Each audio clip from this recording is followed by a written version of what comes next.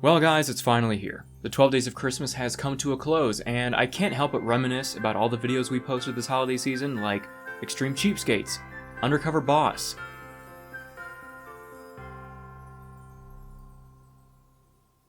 Man, I gotta get better at planning this shit. If I'm being honest guys, between copyright restrictions messing up my original upload schedule and a lot of the Christmas episodes I planned to do being surprisingly boring, I did not upload nearly as much as I planned to do, but I still want to make sure we can get a video out for you guys for Christmas. And for the last video this holiday season, I figured we'd take a look at an episode from TLC Presents, which is also where I found the My Husband's Not Gay episode. Not gay. SSA. Today we're going to be taking a look at TLC Presents My Crazy Obsession Christmas Collection, and follow some folks who are obsessed with Christmas. Don't confuse the show with My Strange Addiction, which I originally did, but those are two very similar but separate shows on the same network. We're first going to be following Tamara, whose obsession isn't quite with Christmas, but gingerbread. I feel like I'm defined by my gingerbread collection. Lots of times when I meet folks on the street or whatever, they recognize me and they tell me, "You're the gingerbread lady." And now she's decided to open herself up to a new tier of getting recognized. Now, not for her gingerbread collection, but for being on a TLC reality show. Don't give me flowers, don't give me chocolates, give me a gingerbread. Mom's passion for gingerbread, I think, is a good thing. Yeah, I don't really think too much of it. You know, it's not that big of a deal. I'm just gonna throw all this shit away when she dies anyway. So, you know, whatever she does now, I don't care. It's sweet, it's innocent, and it's not scary or freaky in any way. Okay, you may not think this is scary or freaky on the surface. I don't even think it's that insane. But if TLC wants a slice of this cake, they must know something we don't. There must be more than meets the eye here. This clock is really special to me. My daughter Tiffany gave it to me, and I think it's very cute. Now, I know it's just because she's an old lady with probably no camera experience whatsoever, but when she speaks, it feels like there are men pointing guns at her off camera at all times. All my friends, they come over and we get ready to go fish and everything, and they look at me and they ask me, "What do you feel like living in a gingerbread house?" Yeah, do you live in a gingerbread house? In just the 5 years she's been collecting gingerbread items, Tamara Holland of Alta Vista, Virginia, has already amassed an 800-piece collection worth almost $3,000 and an all-consuming passion for the popular Christmas treat. It's funny how obsessed she is with this, how long she's been collecting all of this, and just the sheer volume of things she has for it all to be worth only a couple $1,000s. She's really doing this shit for the love of the game. Every time I have a day off, I'll go and look for gingerbread. I'll go to thrift stores. I'll go to name brand stores. It doesn't really matter. Damn, she still works? I mean, in this country, I'm not surprised, but I thought she was just retired and trying to find something to do to pass the time, but no, she goes to work and then also does this. I mean, if I'm being honest, she reminds me of so many people I used to work with at my grocery store. She is 80% of the coworkers that I had. This is where I keep a lot of my favorite pieces. This is the first gingerbread man I ever bought. I think he's really cute. He's got a great big smile on his face. How can you look at a gingerbread and not be happy? I mean, how can you look at a gingerbread house and not be happy? How? It all started for Tamara when one very special gingerbread lady entered her life. This is Miss Ginger. She's my pride and joy. I found Miss Ginger at an antique store that was going out of business. And at the time, she was on clearance. So I came home and asked my husband if I could get her. She came home one day and she told me she wanted a gingerbread lady, and she told me it was $45, and I asked her, was she crazy? I just don't see giving $45 for this gingerbread lady, but she act like she wanted it very bad, so I just went ahead and gave her the money for it, made her happy. Okay, she needed to get the money from him. At first I was thinking, do you really need to leave, drive home, and ask your husband for permission to buy this $45 piece of junk? Miss Ginger is Mom's sidekick. Mom does everything with her. She takes her shopping, she drives around town with her. Miss Ginger is just like family to Tamara. Okay, yeah, so what was the daughter saying about this not being scary or freaky? While Miss Ginger may be her most prized piece, the doll is just one facet of her extensive and oftentimes edible gingerbread collection. Oh, it smells so lovely. I am very much not a fan of this oven POV shot of her taking these out of the oven. That is That is terrifying. Also, do you guys think the cameramen are salty that they got stuck filming this lady's episode? Like, can't believe we got the fucking gingerbread lady. You know, we could be in Utah with the gay husbands. I have to buy my ginger in wholesale. It's a lot of ginger, don't you think? Tamara's ginger stash weighs in at more than 155 pounds. And every day she finds new and unusual uses for it. Well, I am a smoker, but I read somewhere that you could smoke ginger as a substitute for tobacco. The first thing I did was I chopped up some ginger root, put it in the sun to dry. Now I'm going to roll this into a cigarette. Imagine being at a party and then you look over on the couch and you see Granny just rolling the fuck up on some ginge. Tamara's home-rolled ginger cigarettes are just one of the countless ideas she has for repurposing her favorite spice. Can you bathe in ginger?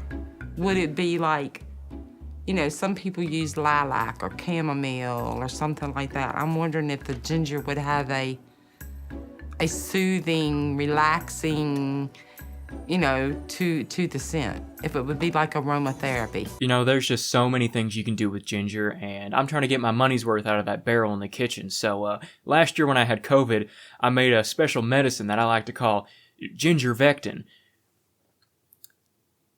I was in the hospital for 2 weeks after that, so that one was a bit of a dud, but there's still countless things you can do with ginger. Now you may be thinking, okay, yeah, she's got a lot of gingerbread stuff on the inside of her house, but what about the outside?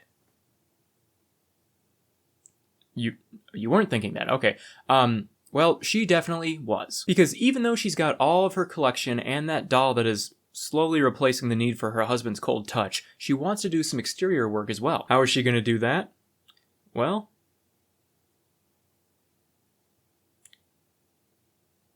play the clip. Tamara saved close to $4,000 over the past 3 years with the dream of turning her 980 square foot home into an actual gingerbread house. Tamara thinks her home's transformation into a gingerbread house is complete, but her daughter Tiffany knows this is only the beginning. My mom's been staying with me while I had her gingerbread house painted, and I snuck out super early this morning before she got up and did all the decorating for her. Now I'm going to give her a big surprise. Did she have to stay with her daughter when they painted the house? I mean, I can't imagine it takes more than an afternoon to paint her 2-bedroom trailer. And even if it did take a few days, they're just painting the outside of her house. Okay, Mom, we're here. Are you excited? Yeah, very. It's finally time. Oh, gosh. Here we go. Okay.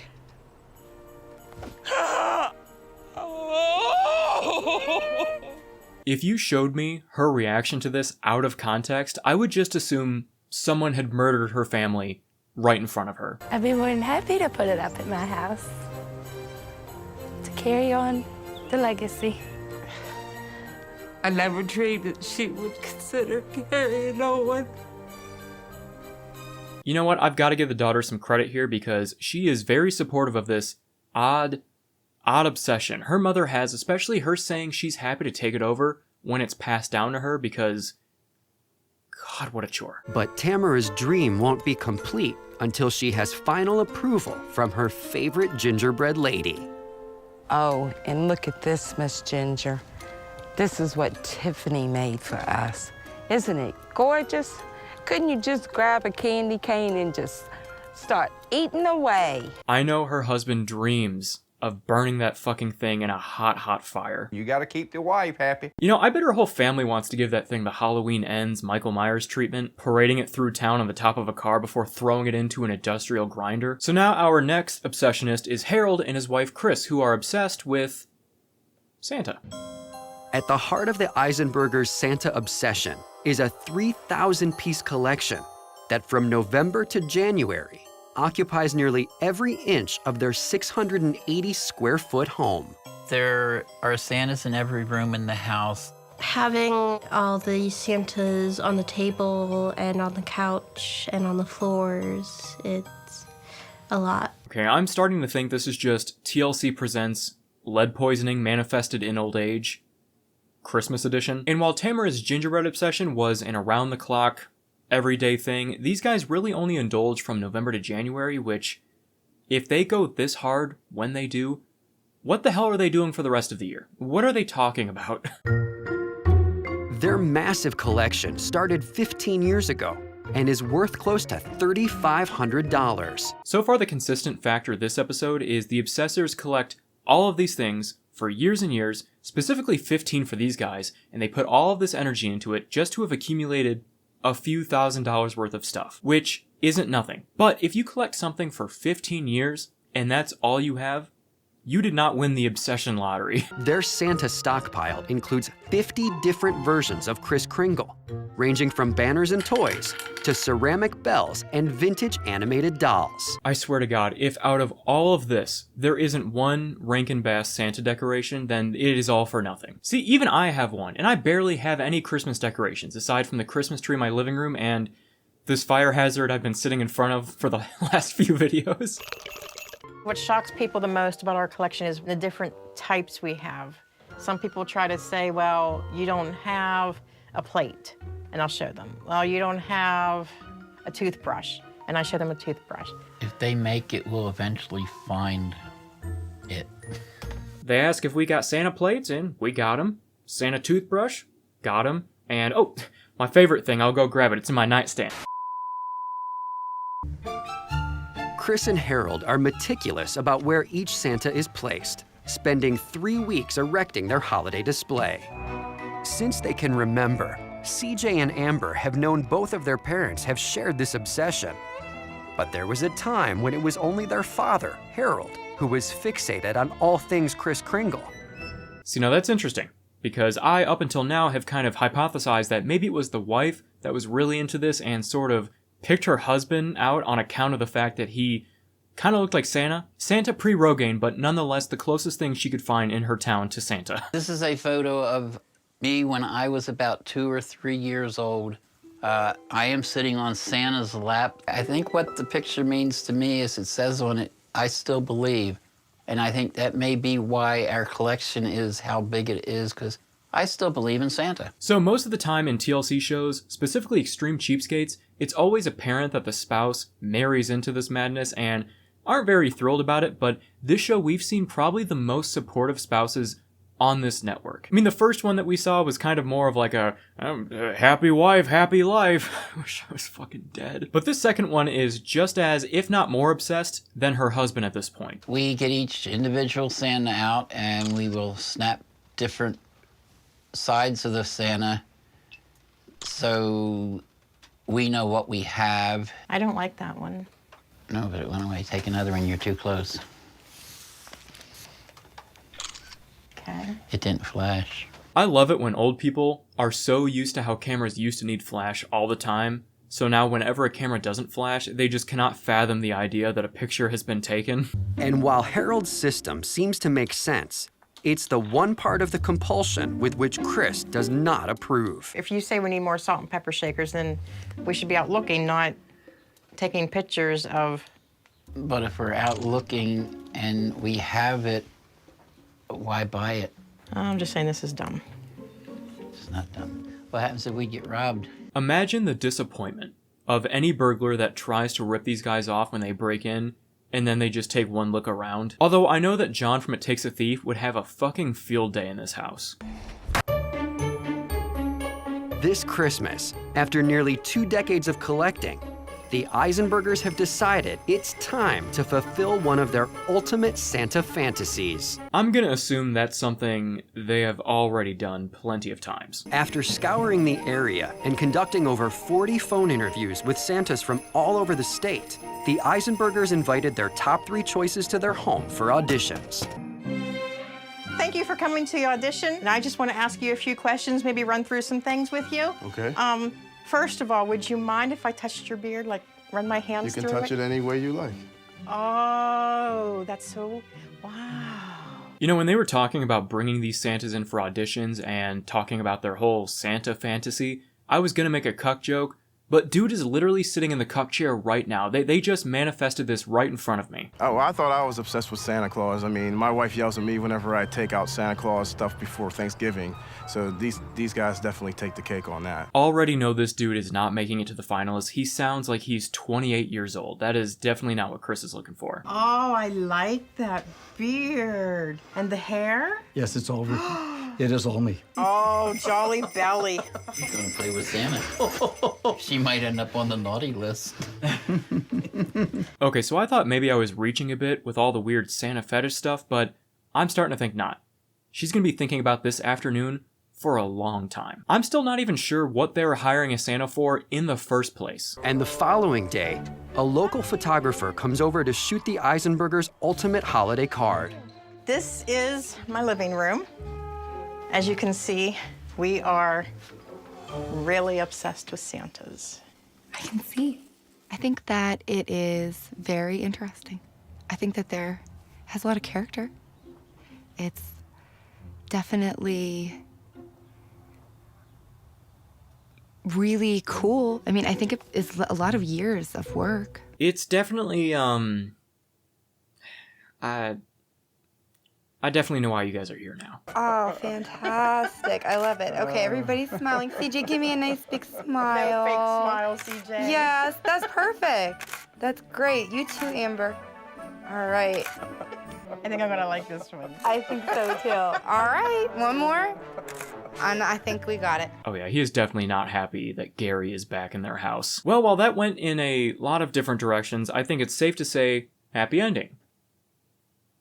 Well, at least for Chris and Gary, who I'm starting to think they hired for more than just the photo shoot. But now on to our last segment where we follow Andy in his obsession with Christmas. Not gingerbread or Santa, the holiday Christmas itself. Most people observe 80 Christmas holidays over the course of their lifetime. But at age 58, Andy Park of Melksham, England, has already celebrated 7,300. I gotta hand it to TLC. They have properly ramped up this episode to show more psychosis with each segment in order. Which is why this episode is sponsored by lobotomies. I think you can still get them. If you want. I don't know. In order to maintain the holiday spirit all year long, Andy schedules his entire life around his Yuletide celebrations. When I wake up in the morning, about 7:30, 8 o'clock, rush down the stairs because I know I've got some presents under the tree. And while most people only receive Christmas gifts on the 25th of December, Andy buys himself a present every day of the year.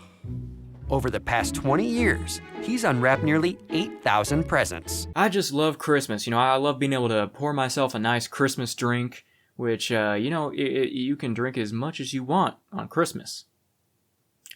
And every day is Christmas. Now, with him buying gifts for himself for Christmas every day, at a certain point, you're just going to be buying normal shit you need if it's that often. It goes from getting yourself a little something special to just, I'm really excited for today's gift because it's AA batteries, which I do need. The smoke alarm's getting low, and I'm hoping tomorrow is toilet paper because I'm also running out of that. I just need to go to the grocery store. But the spending doesn't stop there, because Andy also cooks a full-scale Christmas dinner 365 days a year. A full turkey roast, sprouts, roast potatoes. Lush. Andy estimates that over the past 20 years, he's consumed over 6,000 turkeys, 35,000 potatoes, 65,000 Brussels sprouts, and 65,000 mince pies. I've broken a lot of ovens, about 37, 38, every few years. I'm always getting them. You think about it, an oven on full blast, it's gonna wear them out pretty quick. Okay, maybe this guy is the reason turkey prices are going up because he's eating one every fucking day.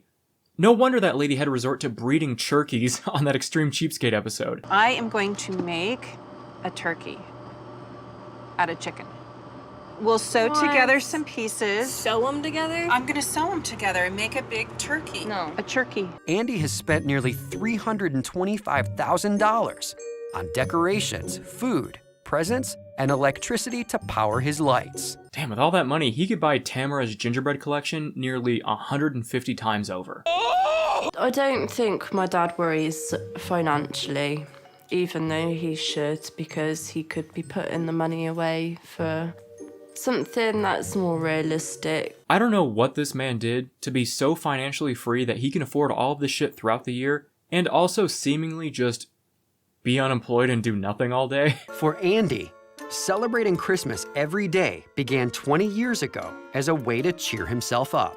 When my mum and dad broke up, my dad was very, very lonely. He put his decorations up, and then he thought to himself, I think I might keep doing it. This makes things make so much more sense, but also so much sadder. There are a lot of hobbies I imagine a divorce can push a man to, but this is something else entirely. So tonight for Christmas Eve, I think, can you have Christmas Eve the night of Christmas Day? Because if every day is Christmas, then that must mean every night is Christmas Eve, and I don't know why I'm trying to figure this shit out. There's no point. But for tonight, some family's gonna get together and accompany Andy on a blind date that his daughter is setting up for him. Also, the daughter is neglecting to tell this date about her father's mental illness. I don't know what it is about TLC shows with blind dates accompanied by other people, and also not telling those blind dates crucial information they would be very much better off knowing. Did you grow up with dogs?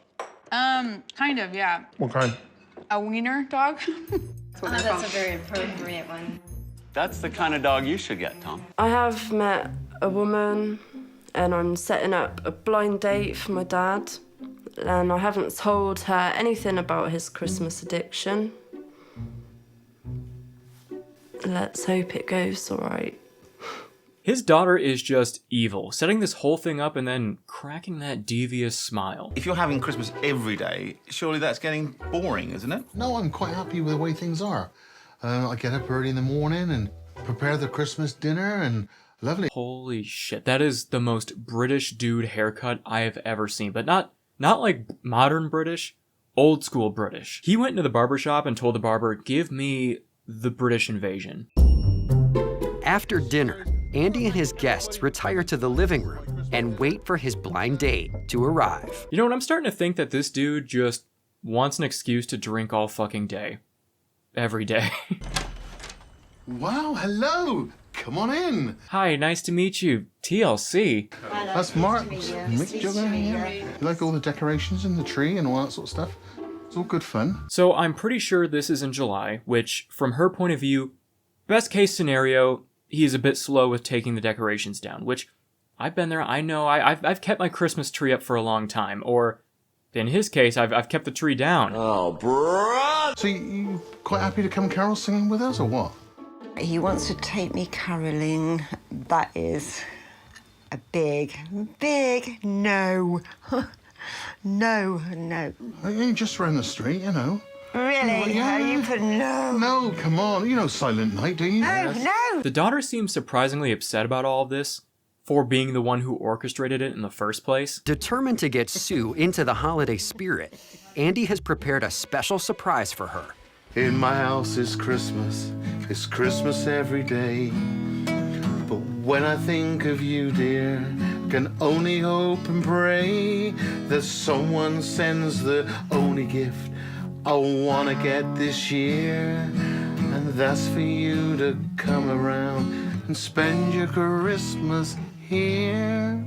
That was very nice. Thanks, Thank you. Thanks, Sue. Thank you. But however, I need to get home. And after all of this, his date just leaves. A little later than I would have if I were her. So yeah, the date wasn't quite a success. Who would have thought? You know what? I just think his daughter hates him. And just kind of wanted to fuck with him.